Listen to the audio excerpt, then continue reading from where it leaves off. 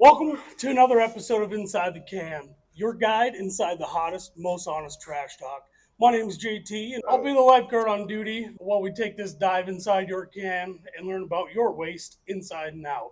And to ensure we don't miss a single detail, we're joined today by the brain between the cans. I mean, the brain behind the cans. Come on. Here. Happy Monday. We don't say Happy Monday here because it's Trash Talk Tuesday. Yeah.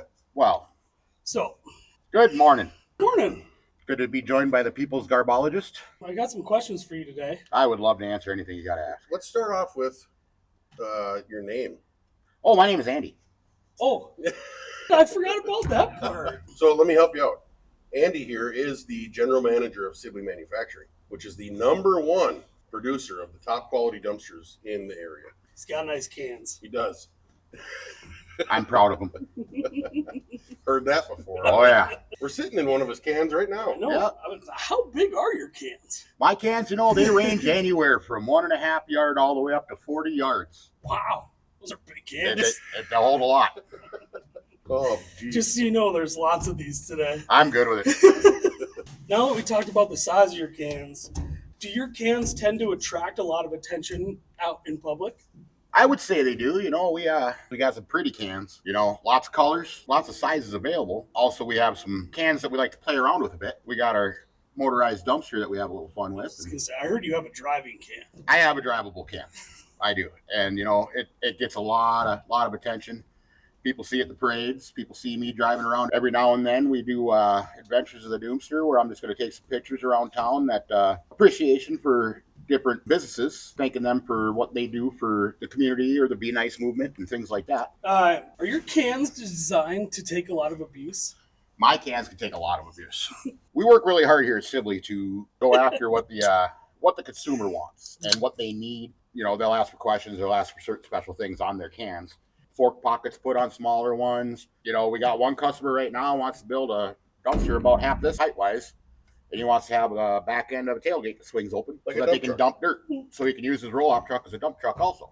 So are you telling me you do I- custom stuff as well? I do custom cans, and I can build about anything you can imagine. What kind of materials are your cans made of? Our materials are Class 1 American-made steel, various sizes depending on what the usage of it is. Like this one here, this is an extremely heavy-duty roll-off that has 1/4-inch AR400 high-wear floors, 7-gauge sides, and this thing's a Sherman Army tank. And it's built for people to drop stumps into, big stumps. But then we go down to our normal roll-offs, which will just have a regular 7-gauge or 10-gauge floor and 12-gauge walls. It's really what the customer wants and what they desire. And that's one of the greatest things about Sibley Manufacturing in a whole is that we don't just carbon stamp out everything. It's what the customer needs. It's what they want. Built to order. They are awesome to work with. We buy all of our cans here, of course. No matter the need. We've come up with some interesting ones. Mm-hmm. The Defender, that's our favorite that we came up with together, which keeps the bears from getting in. Tell me more. That'll make your little buddy a little bit more depressed.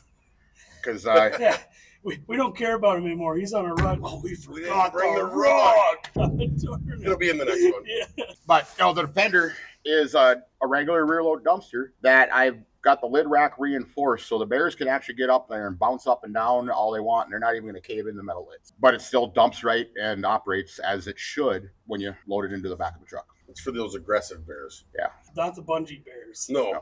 That was a good reference from last It time. was the bungee bears. If I ordered a fresh set of cans, how long would it take to be able to see those?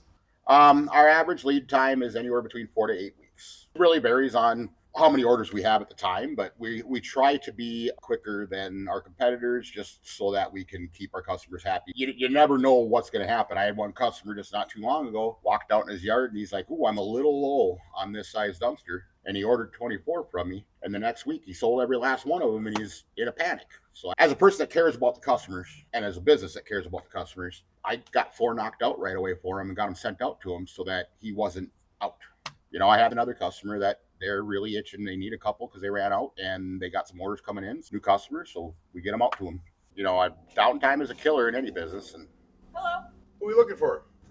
Tyler and or Andy? Well, that's us. This was filmed in front of a live studio audience. Can you give us a little bit? Yes, sorry, sir. That's okay. No, we'll be out in a little bit. Okay. That really threw me off. Oh yeah. So after spending so much time around cans, Mhm.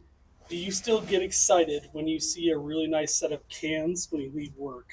Oh, I really do actually. Believe it or not, He sends me pictures of them all the time. I do. I look at our competitors and see if there's anything I could do better. I look at how things are holding up. I love to see mine out in the wild, check in on them, and make sure that they're still in good shape. And nobody's abused the cans too much. What's the best way to check out more details about your cans if I wanted to know more? Your best way would be to go to sibleymanufacturing.com, Which is Sibley MFG. which is sibleymfg.com, or an email to info@sibleymfg.com would be the best way to contact us. Sounds pretty easy. Yeah, pretty simple. I just want to brag them up a little. From the beginning, they're designed by Garbologists, built by Garbologists. We know what you like, what we like when we're out in the field picking up trash. So there's little things we've done, like cap all the areas where the bees like to make nests. Because garbage men get stung a lot, so we cap all those areas to minimize a place for bees to make nests.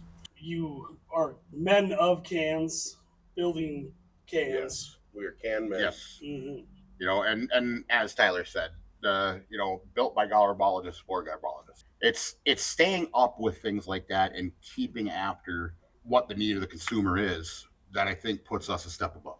Or adding what they didn't know they needed. Correct. With simple B caps, holes for locks, we automatically just put holes in the front gussets so that if you want to run a cable over there and throw a lock on it, you can. We haven't touched yet on bung holes. Do you want to cover those real quick? Ooh, yeah. Well, yeah. Bunghole is, I mean, quite possibly the most important part of a can. it is actually one of the largest things that you need to make sure that you have in a can. You need a good bunghole. And you need to be able to plug it. Yes. Yeah. If you're a business that provides any kind of food service, you have to have a plug in it per the Department of Health. Or if you're just home consumer and you don't want garbage water leaking on your driveway. And that's where we use a high quality national pipe thread bunghole where you can just get a plug and screw it right in there, 1.5 plug, and you're locking that bunghole up tight. And in case you're not familiar with bungholes, they have other names like drain flange. Some people might know those, but Yeah, drain flange or, bunghole. Bung hole. bunghole. That's Fun story. The motorized dumpster you talked about. The exhaust for that actually comes out the bunghole. true story. I want to say one thing real honest. It was really good to do this episode inside this can because with the amount of trash that's in here right now, we know this one will hold a good load and take care of what it needs to take care of out there. Well, we better wrap this up. Thank you very much for teaching us why cans designed by actual garbologists are better than those that are not. I couldn't have said that better myself. This has been another episode of Inside the Can. Follow us on your favorite social media so you don't miss the next aromatic adventure. Because being trashy is much more sophisticated than you think. Thank you. Toodles. Thanks, Andy. That was great.